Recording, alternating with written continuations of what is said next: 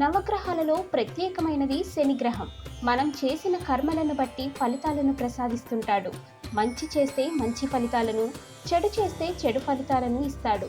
ఆయనకు ఆగ్రహం వస్తే ఎలా స్పందిస్తాడో అనుగ్రహం ఇవ్వాలన్నా అలాగే స్పందిస్తాడు.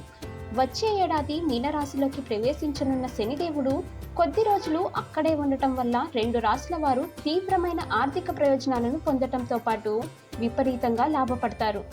పరిస్థితులన్నీ మారిపోయి అనుకోని రీతిలో వీరికి అదృష్టం కలిసి వస్తుంది.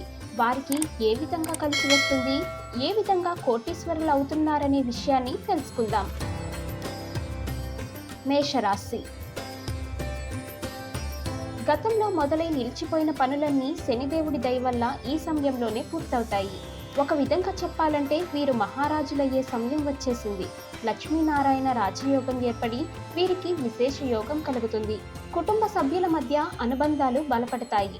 వారి నుండి సంపూర్ణమైన మద్దతు లభించడం వల్ల అన్ని పనులు ఆత్మవిశ్వాసంతో పూర్తి చేస్తారు. సమాజంలో గౌరవ మర్యాదలు కలగటంతో పాటు కీర్తి ప్రతిష్టలు పెరుగుతాయి. అన్ని విధాలుగా ఉద్యోగస్తులకు కార్యాలయాల్లో సహకారం అంది మంచి పేరును సంపాదిస్తారు.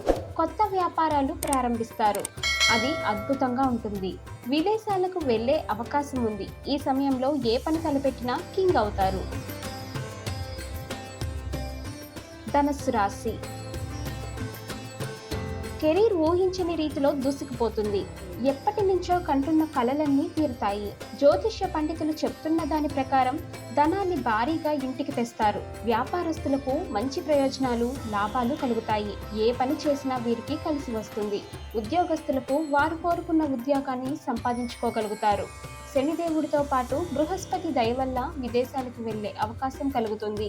వీరికి అదనపు ఆదాయం తోడవుతుంది. తద్వారా సంపద పెరిగి పొదుపు చేస్తారు. భవిష్యత్తులో రాబడినివ్వటానికి మంచి నిర్ణయాలు తీసుకుంటారు.